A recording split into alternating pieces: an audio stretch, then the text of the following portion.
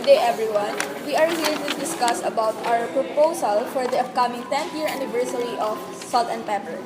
Before we start, may I call on Miss Gabrielle, Present. Miss Marasigan, Present. Miss Clemente, Present. Mr. Calpe, Present. Mr. Lagi, Present. Miss Buta, Present. Before we start, I want to know the annual reports of our department. I already know the department, all what we did, and we have to tell to the CEO what are we going to do. What is the status of our company? May we start to Miss Gabrielle to share what is happening in your department. I am the head of the finance department. So, as of January to March, our sales are stable. But on the month of April to May, it decreased by 20% due to our competitors. Let's proceed to the next department. Miss Ella, what is the status of your department? as the head of Retail and Design Department. Our current designs are still on trend, but since our branches are expanding, our goal for the month of May is to have 500 designs. We must be concerned with finding the perfect shade of color, and we must also determine the appropriate texture for our new collection. With that, our company could potentially increase our sales and profit. Next is may we proceed to quality control by Miss Clement. Based on the feedbacks that we receive regarding the quality of our products, I should be more strict on our product inspection process for us to remain competitive, and which will lead us into a sustainable competitive advantage. Upon to the next department, Mr. Lagi will tell us what is going on with our employees and how did he manage it. As an HR department, I am leading the recruitment of our people. As our branch is expanding, our people needs to be more expanded. So I am recruiting more people in all our branches to have more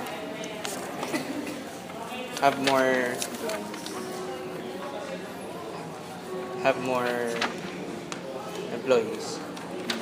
Next is how our this is how we can innovate and show new products up for our customer experience, and Miss Bota will share the status of what is happening in retail design. There's no any problem in R&D department, but to keep the customer coming, we need to enhance more on our packaging or on how we present the product to our consumers.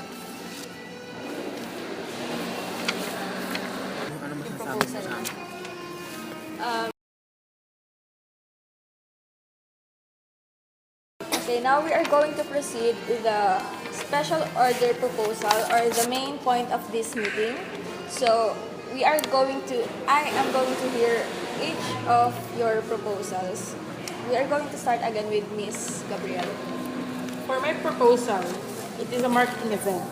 Fashion workshop wherein the top 10 designs will be launched as a new product of Salt&Pepper, where participants are the one who would make the product.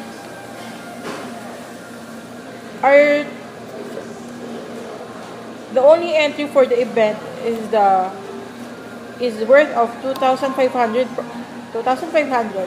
of Salt&Pepper products in a single purchase. This event will be held at Luli Filipinas on the 17th of May.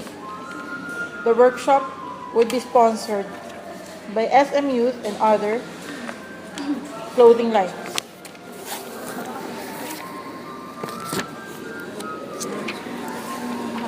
Okay, next is Miss Marasigan. For my proposal, since our company has been existent for 10 years, I think a fashion show or a runway would be good for the exposure of our brand, to gain brand recognition and also to increase our sales as well as our publicity. The fashion show will be held at Fairmont Makati on the 29th of April 2017.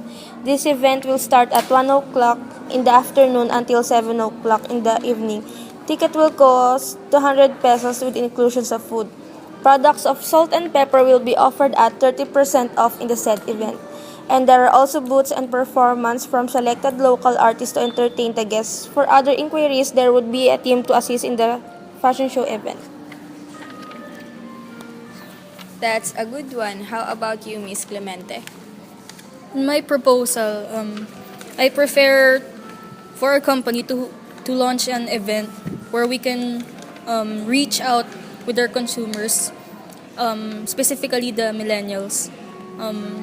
This event will be held in SM Mall of Asia Activity Center, and the event will start at 6 a.m. up until 1 a.m. And inside the event, there will be booths, different booths where people could buy stuffs, and we could also offer our products inside. And in the main event, some famous bands and artists will perform to attract more people, and the admission is for free so that more people could come. Okay. Now, Mr. Lagi. My proposal is to make an event that is for the millennials to expose our brand and to announce that every branch there will be an exclusive pair of clothing and more surprises for the branch. The event will be on the April 29 at SMX Convention Center. In every teen that will go there, they will receive a free gift certificate from Salt and Pepper. How about you, Miss Uta?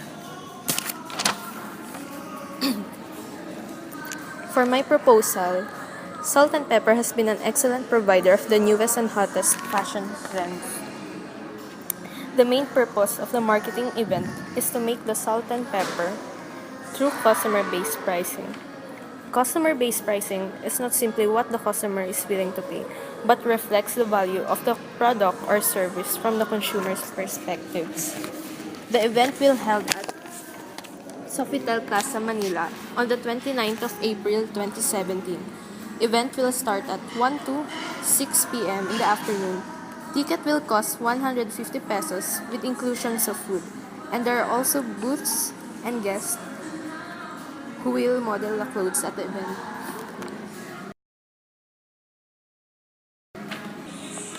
How about you, Mr. Calpe? May we hear your thoughts?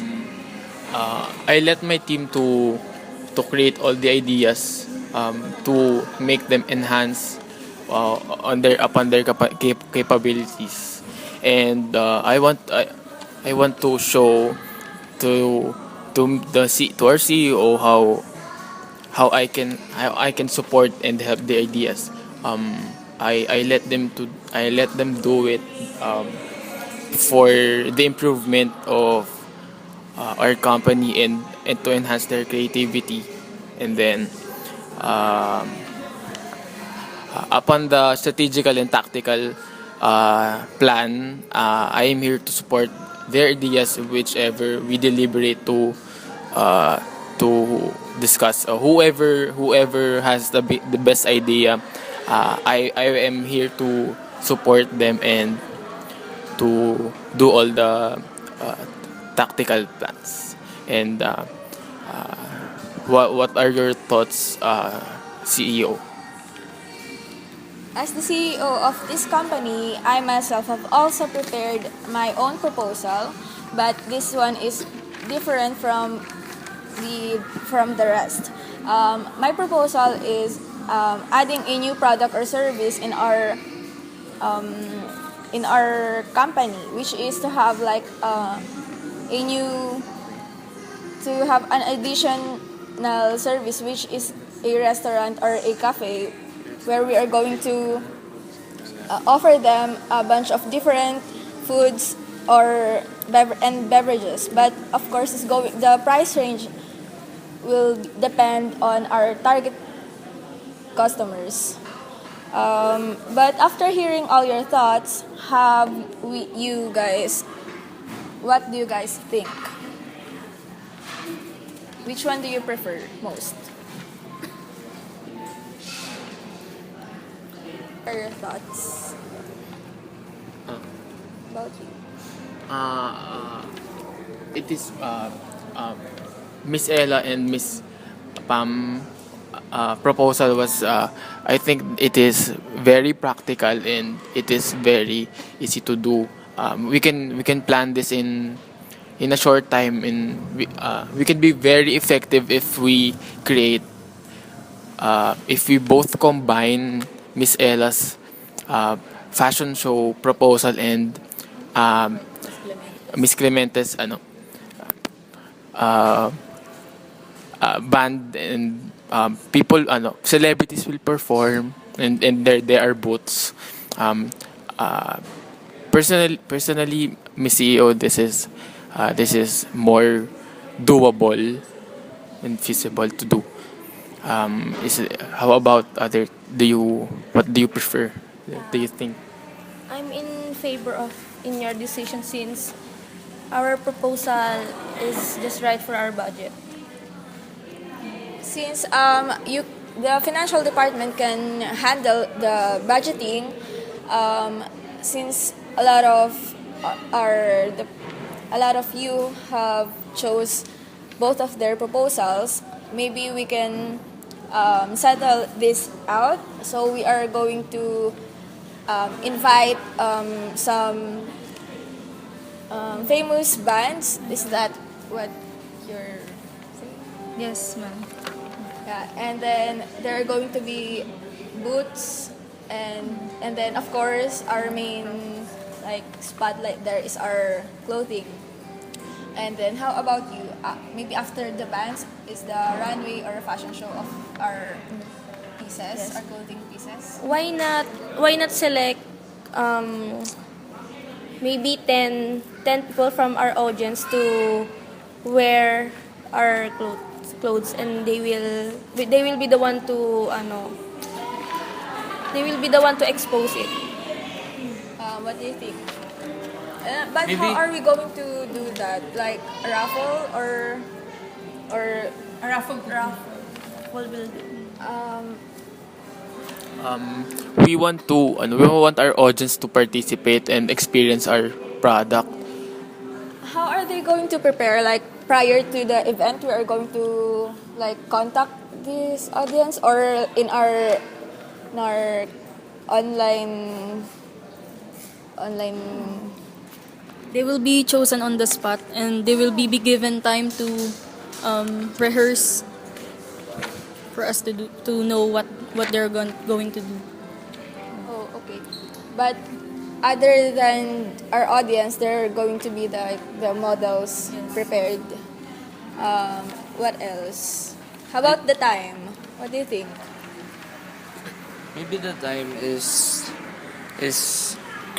because it's a fashion show, so we can do it by the afternoon. For So what exact? maybe around. What do you think? Don't think 1 hour is going.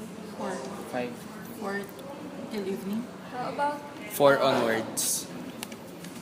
4 until 4 to 7 or 4 to 7? 4 to 7. 4 to 7. We should take into consider the place held, because every time we cannot tell how much time you can consume, because And first of all, we have a budget to think. because our budget right now is restricted. How many bands are we going to invite? For And who's assigned in contacting those people? Can you do that, Miss Buta? Sure, ma'am. What else?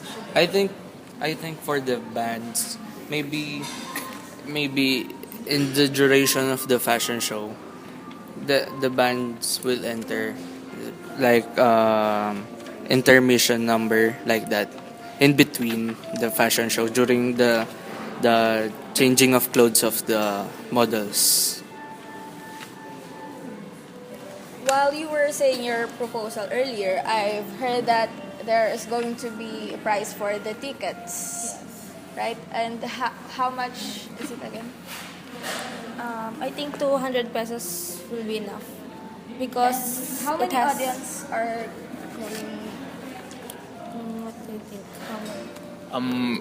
Before we talk to the audience, there are we have to consider the capacity of the event place held. How large is the event area?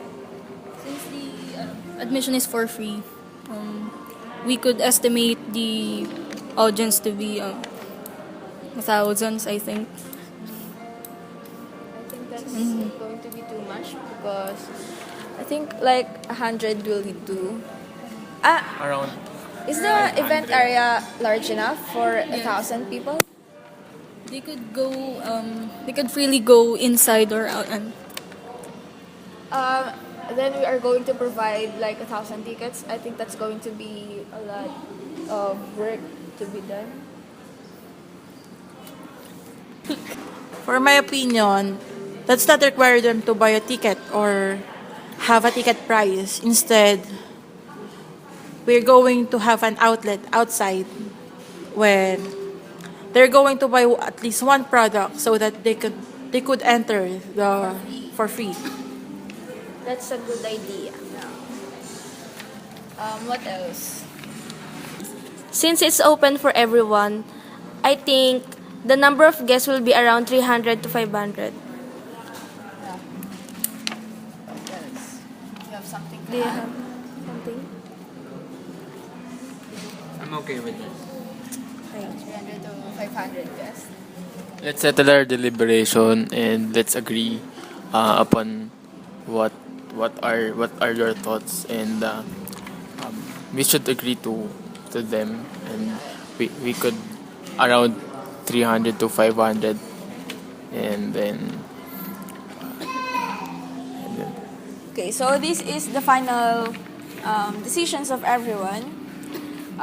So the best proposal is from Miss Marasigan and Miss Clemente, which is going to be an event where different bands are coming, and then there are also going to be fashion shows.